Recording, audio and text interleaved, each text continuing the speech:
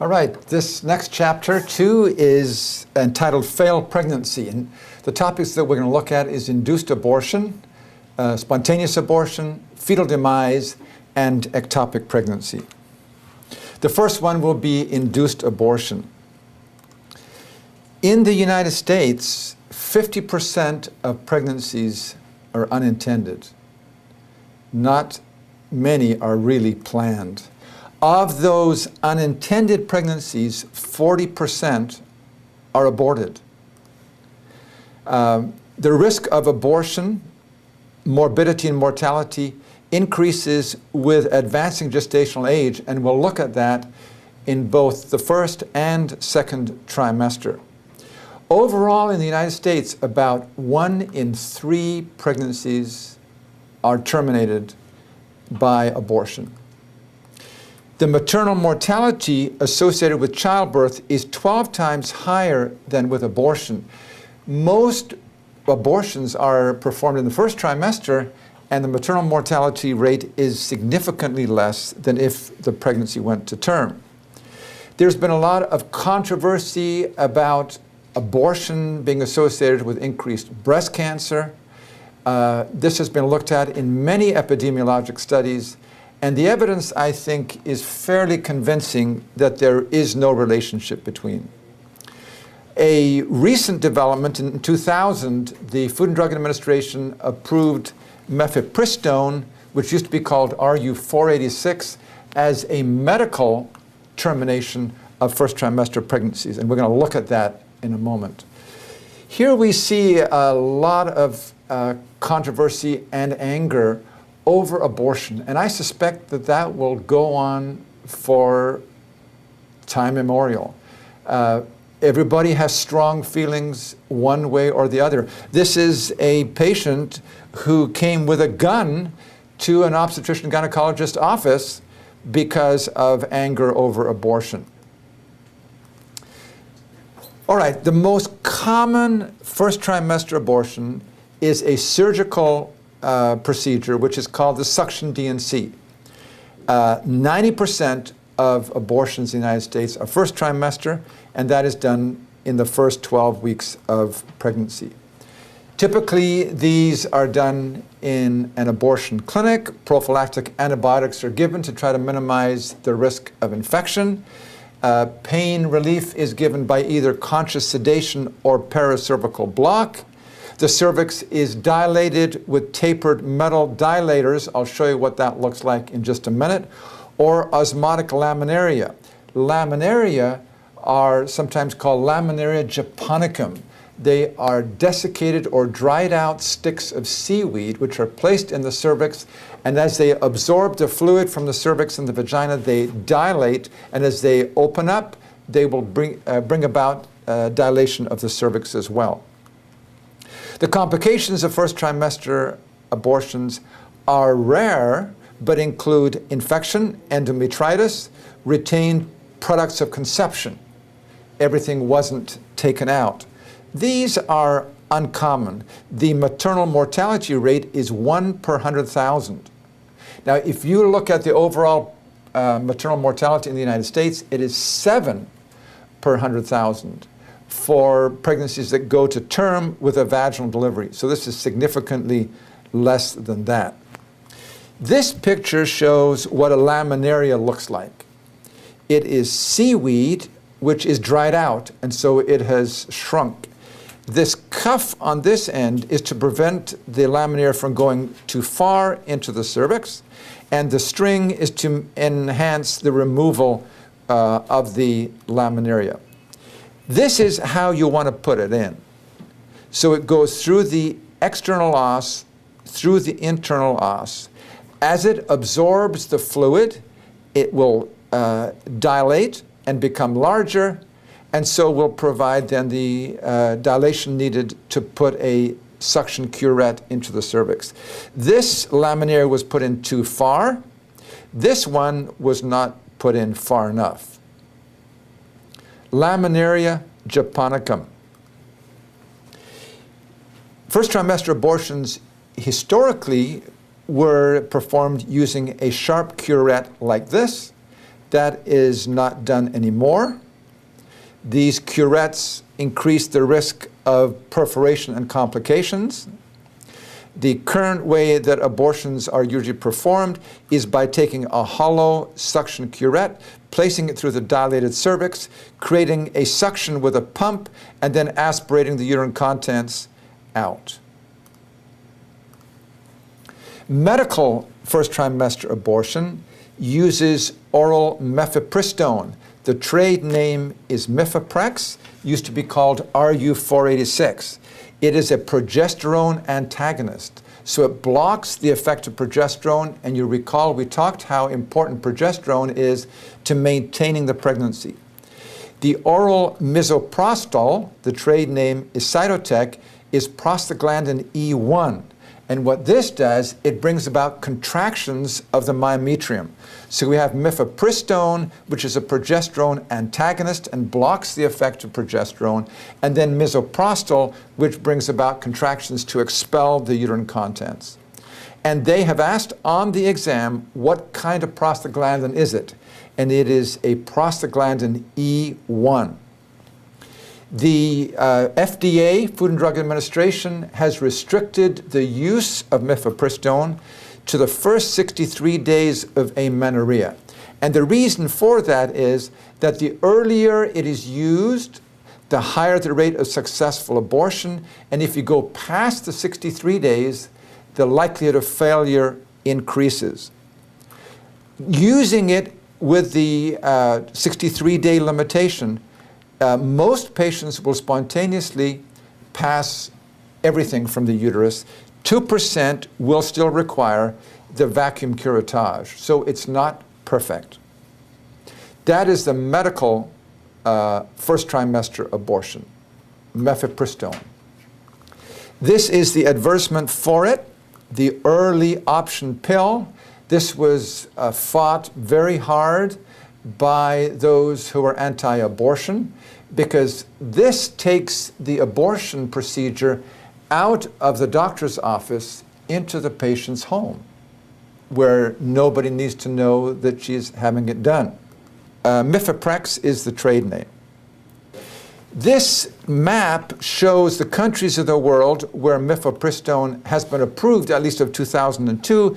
You can see in the United States, in most of Europe, in China, and in India, in Canada, and in Catholic countries, it has not been approved and is not available. The second trimester methods, the most common is D&E, which is dilation and evacuation. This is a second trimester procedure. The cervix is dilated with the osmotic laminaria, and the number of millimeters of dilation should equal the number of weeks gestation. So we're going to have to dilate it more than a first trimester procedure. After 14 weeks, the fetus is too large to remove by aspirating it through a curette, and so the fetus is removed in pieces. This is a gross procedure. You take out the arms, you take out the legs, you take out the head, make sure that all of it is removed. If it is done under ultrasound guidance, you have a much higher likelihood of ensuring that everything has been removed. Pain relief is by either local anesthetic, intravenous anesthesia, or a spinal. But this is a more complicated procedure than a first trimester suction D&C. This picture shows the degree of dilation needed for a first trimester procedure versus a second trimester. And so each week of pregnancy, let's say 18 weeks, that is 18 millimeters, which is a significant amount of mechanical dilation, which can result in trauma. The intrauterine contents, the fetus, is removed using forceps like this. These are called Sofer forceps, and you can see how they will grasp the fetus and pull it out in pieces. You reach in and you pull out a leg, you pull out an arm, and you need to ensure that everything is removed. Dilation and evacuation. The immediate complications would be uterine perforation. That's why it's important that this be done by someone who has experience and is technically trained. You can leave tissue in the uterus, placental tissue, and have retained fragments. Hemorrhage and infection are always risks, particularly with the advanced procedures. Delayed complications, if you have cervical trauma from too rapid dilation of the cervix, you could damage the fibers of the cervix, resulting in cervical insufficiency. And we'll talk about that later. Again, the earlier the procedure, the less the risks and the higher the rate of successful abortion. Notice the maternal mortality rate. It is half that of a term vaginal delivery. So if you look at overall the risks, even with an advanced pregnancy abortion such as a D&E, the maternal mortality and morbidity is less than a term pregnancy. So this is a surgical method. Another second trimester abortion option is labor induction. And here, uterine contractions are stimulated by various agents. They result over time in dilation of the cervix. The agents used are varied. Historically, hypertonic saline was used. This is a 3 molar solution which irritated the uterus and caused contractions, or you could use hypertonic urea. This is an intraamniotic injection. You can also use prostaglandins, and it is prostaglandin F2-alpha, which is used for these. These can either be intraamniotic infusion, or intravaginal, or intramuscular. And all of these bring about contractions of the uterus. Misoprostol is PGE1. Some of the effects of the hypertonic solution is it will result in death of the fetus. And when you have final expulsion of the fetus will be already dead. If you use prostaglandins, they will just result in contractions of the uterus, and you may very well have a live-born fetus, which of course is too early to survive. The induction to delivery interval, how long does it take to bring about cervical dilation and expulsion? It could be up to 24 hours.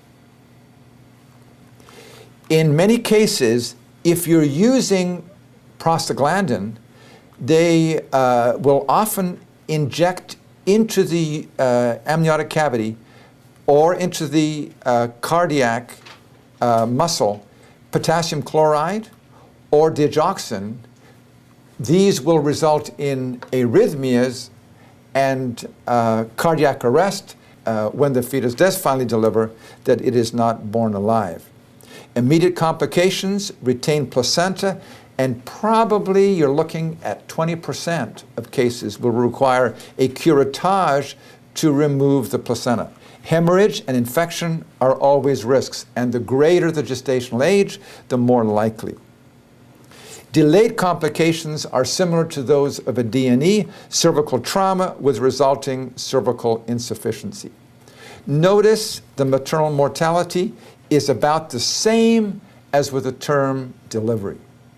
So from a strictly medical standpoint, a D&E is safer for the mother than induction of labor. Now, if one is inducing labor because of a gross anatomic abnormality of the fetus and you want to do an autopsy, then you really need to have an intact body. And so the labor induction would be the way to go. If you do a D&E, you remove the fetus in fragments, and you can hardly do an autopsy because all you have is fragments of the fetal tissue. So that is the second trimester procedure using labor induction. A rare procedure, which has major surgical risks, is doing a mini cesarean or a hysterotomy, or even removing the pregnant uterus intact. There are high risks, both of maternal morbidity and mortality. It is rarely used as an abortion procedure because of these major risks. The main indications would be invasive cervical carcinoma. Let's say you have cervical carcinoma stage 2B, where the treatment would be a radical hysterectomy. If this is identified, let's say at 16, 17, 18 weeks, then one of the procedures may be a hysterectomy. Or if you have uncontrollable hemorrhage, which you cannot control, failed labor induction, that would be also an indication. But this is very rarely done. Notice the maternal mortality is significantly higher than any other procedure, 50 per 100,000. Now that's only 1 in 2,000, but that is far higher than any other procedure. And so this should be used with very, very limited indications.